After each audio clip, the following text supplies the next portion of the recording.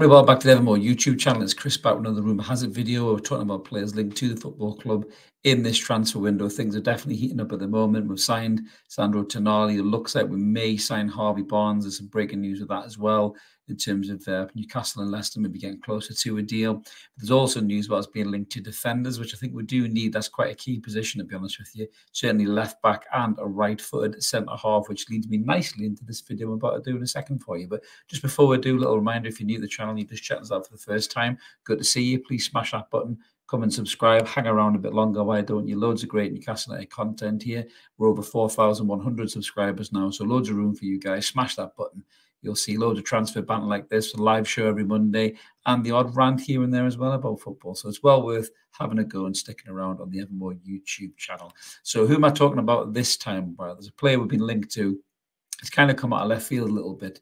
Kind of caught the ITKs a little bit by surprise, but depending on what story you believe, we're either entering the race for him or he's agreed personal terms. So they're quite far apart, those two stories. But we're going to get stuck into this lad right now.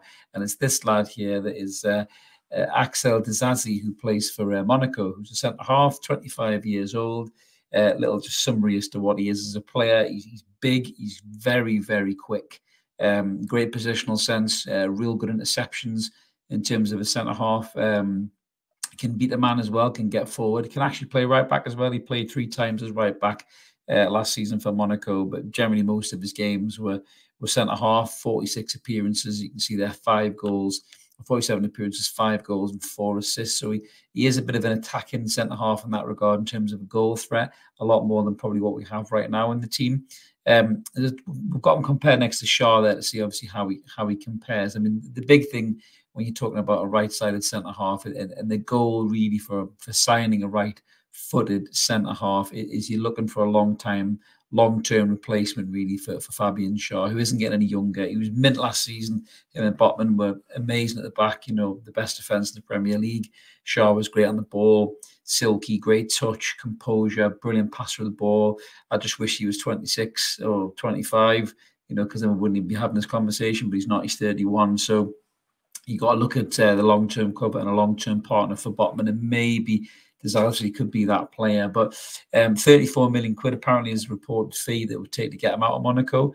Manchester United have got serious interest in the player, and apparently we have now entered the scene, or we've agreed personal terms, and depending on which news headline you believe. It seems to have shifted a lot in the last 24 hours. But this could be one that could possibly get done after the saga with Harvey Barnes comes to a close, which I think will be this week. I think we'll do a deal with Leicester.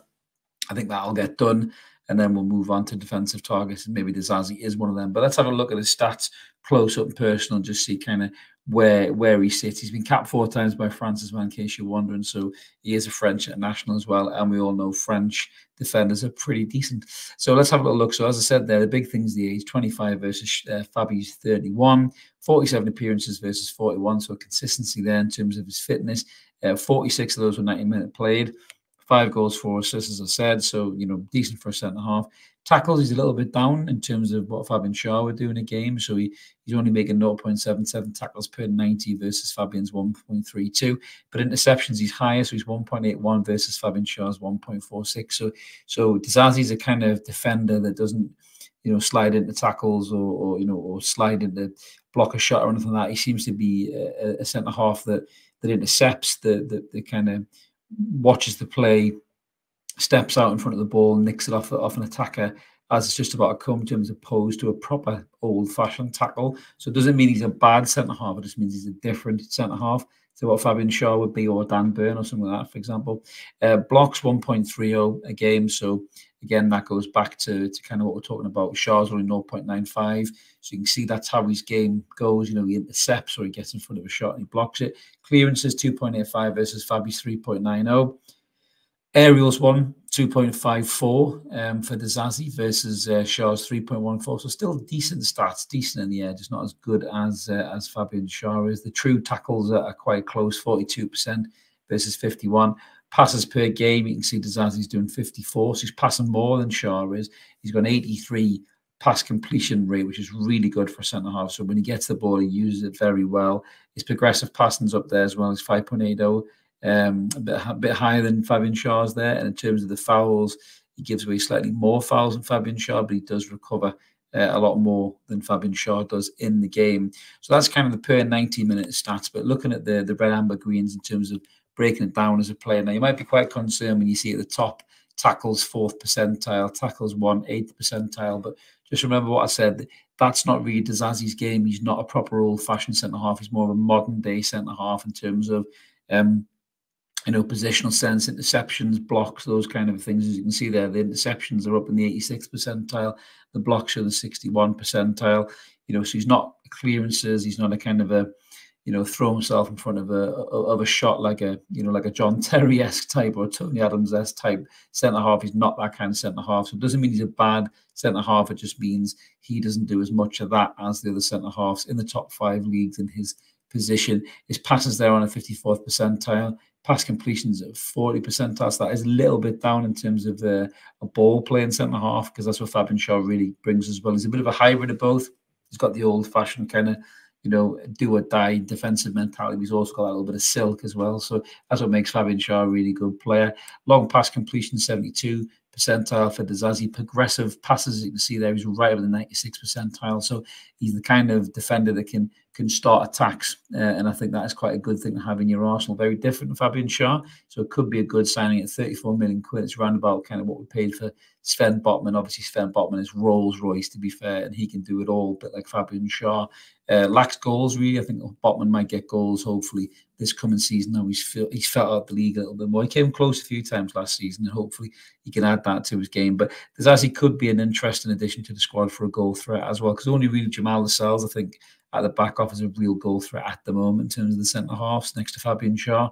So this could be an interesting one to bring in. But you can see the passes in the final 30s up to 98th percentile. The progressive carries 96, so he can get the ball and really carry it from distance there. Switches as well, 85th percentile. And aerials 175th percentile there. So he is a decent centre-half. The question is he going to be better than what we have? You look at Botman and you look at Schär, and that's really got to still remain the back two, in my opinion. But with so much football ahead of you, you have to have options. And I don't think Jamal Lascelles is good enough, if I'm honest with you, for playing against top Premier League opposition, certainly not Champions League opposition. And I think Jamal Lascelles will leave the club. I think if we get a good enough replacement at centre-half, I think you've got Dan Burn, who can obviously play at centre-half as well as left-back. Paul Dummett just signed a new contract. Emil Kraft's coming back from injury, who can play right-back or centre-half. So I think if we get another decent centre-half in for cover for Schär, I think that Lascelles will probably be allowed to leave the club, and he would do with his head held high and a lot of gratitude from Newcastle fans after having a brilliant career at the club and being a great skipper when we needed him the most. But I do think for Jamal Lascelles, he probably wants to play more football week in, week out, and he deserves that as a footballer because he still has something to offer. But I just don't think it'll be at Newcastle United. But let us know in the comments below what you guys think about that, whether you would take Disasi on, where you think he would be a good sign, and do you think you would improve us, or do you think there's better that we could get for 34 million quid to maybe push Fabian Schär? I know we've talked about Mark Guy from Palace as well. I think he'd probably be 40+ million. Obviously, you have that British tax, the English player tax, and everything else. But there may be a couple of other players that maybe we've covered, and rumour has it maybe we haven't yet, that you think will be good options. Smash a comment in. We always appreciate that. And we always do our best to try and reply to you. We're not a channel that ignores people. If you take the time, we'll take the time to try and reply as much as we possibly can. As I mentioned at the start, if you haven't already, please click subscribe. I'd love you to come and join us. We're over 4,100 subs, so loads of room for you guys here. Like the video as well. Really helps get it around YouTube. We'll be back soon with some more transfer banner. Things will be heating up, I think, the next week or two. I know Eddie Howe wanted them in early. He's already got one in. Possibly going to get another 2 or 3 in through the door over the next couple of weeks. So keep it glued to the channel, guys. Smash the notification bell so you don't miss any rumour has it videos or signed, sealed, delivered videos. And we'll be back with you as soon as we can. Catch you later, everyone. Cheers now. Bye-bye.